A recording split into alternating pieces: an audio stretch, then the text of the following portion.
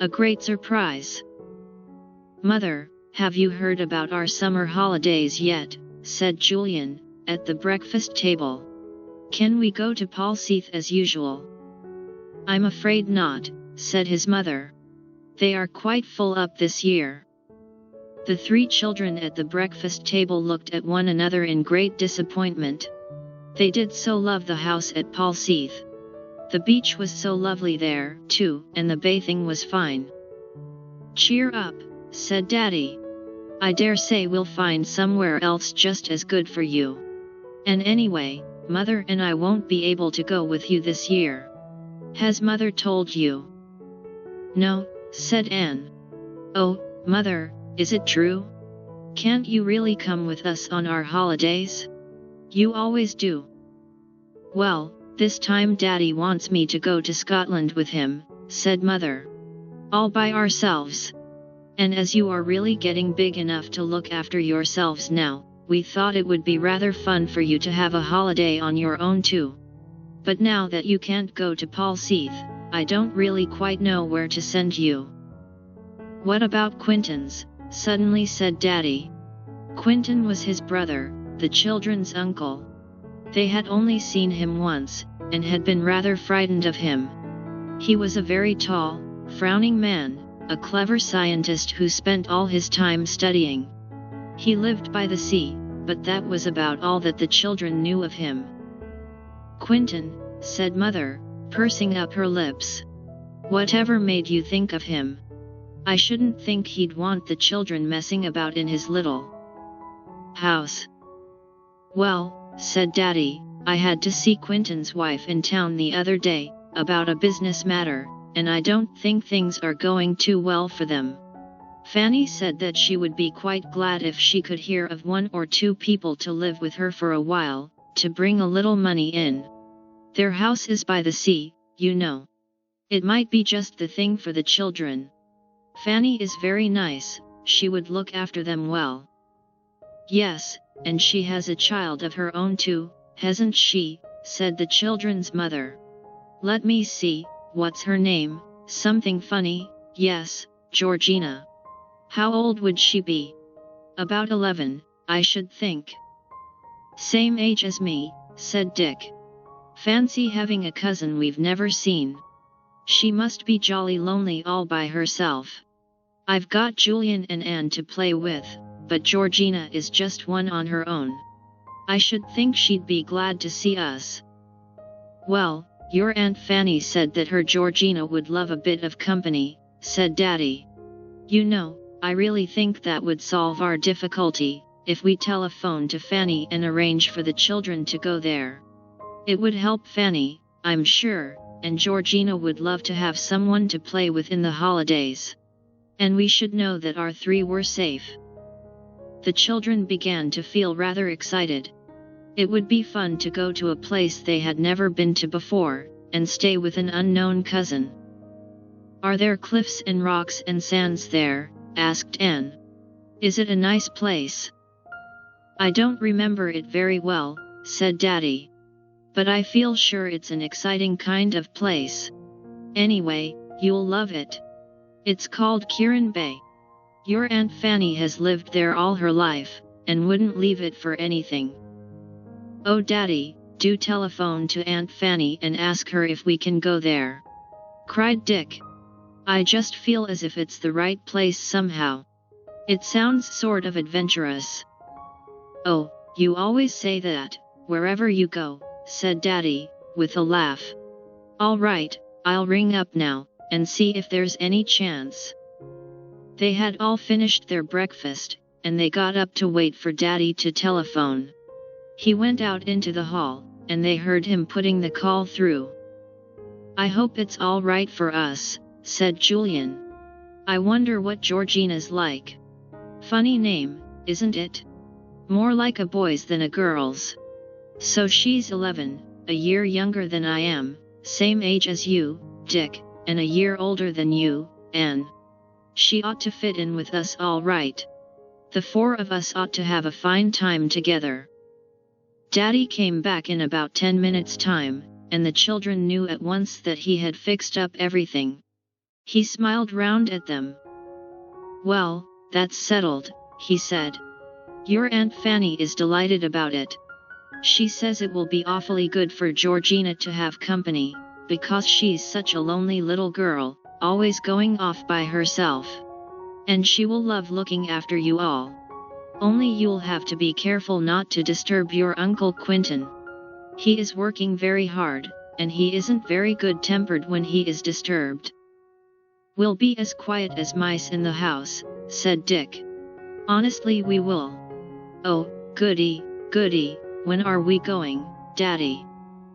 "Next week, if Mother can manage it," said Daddy. Mother nodded her head. "Yes," she said, "there's nothing much to get ready for them, just bathing suits and jerseys and trousers. They all wear the same." "How lovely it will be to wear trousers again," said Anne, dancing round.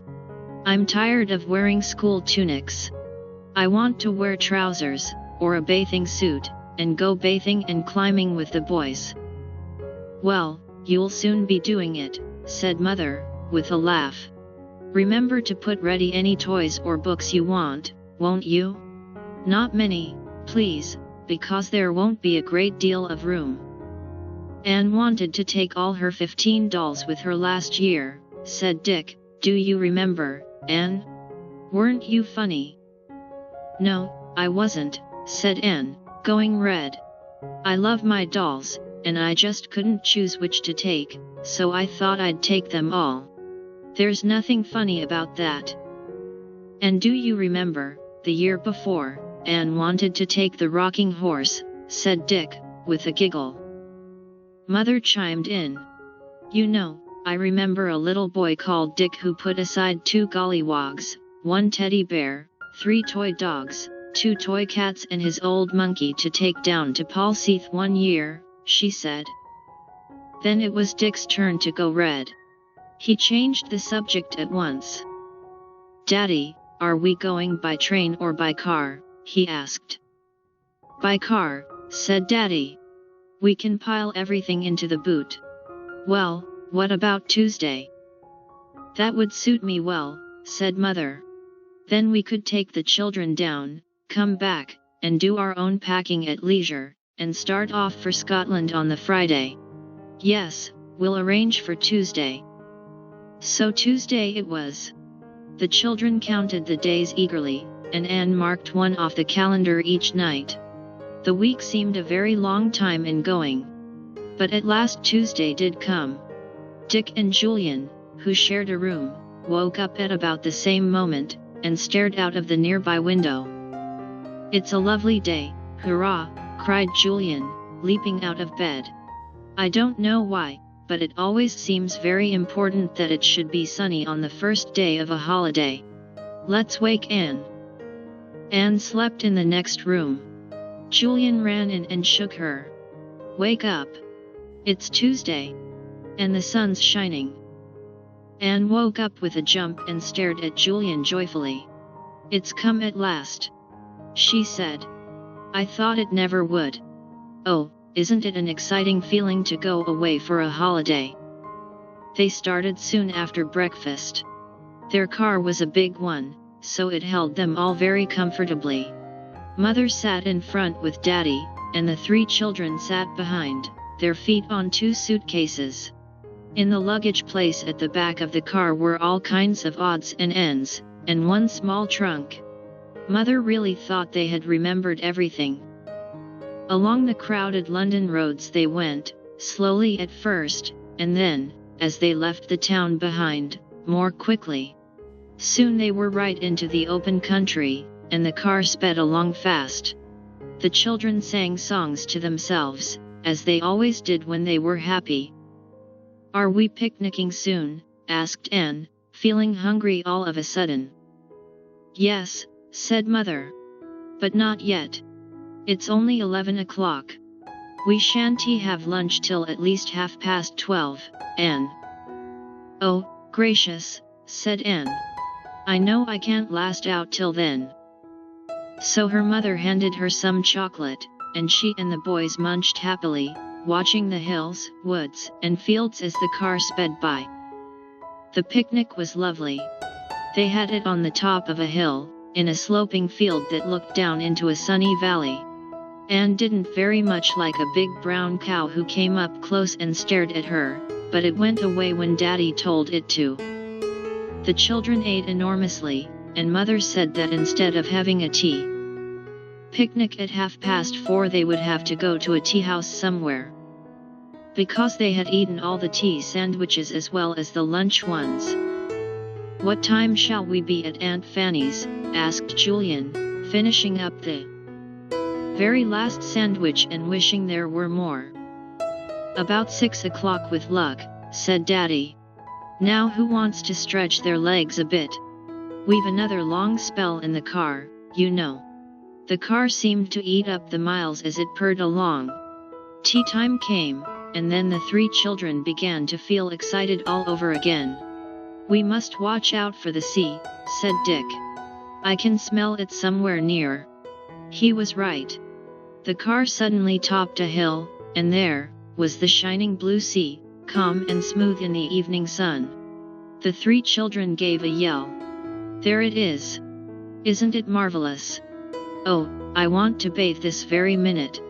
We shan't be more than 20 minutes now, before we're at Kirin Bay," said Daddy. "We've made good time. You'll see the bay soon. It's quite a big one, with a funny sort of island at the entrance of the bay." The children looked out for it as they drove along the coast. Then Julian gave a shout. "There it is, that must be Kirin Bay. Look, Dick, isn't it lovely and blue?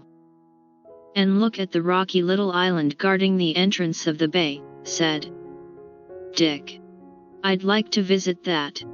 "Well, I've no doubt you will," said Mother. "Now, let's look out for Aunt Fanny's house. It's called Kirin Cottage." They soon came to it. It stood on the low cliff overlooking the bay, and was a very old house indeed. It wasn't really a cottage, but quite a big house. Built of old white stone. Roses climbed over the front of it, and the garden was gay with flowers. "Here's Kirin Cottage," said Daddy, and he stopped the car in front of it. "It's supposed to be about 300 years old. Now, where's Quentin? Hello, there's Fanny,"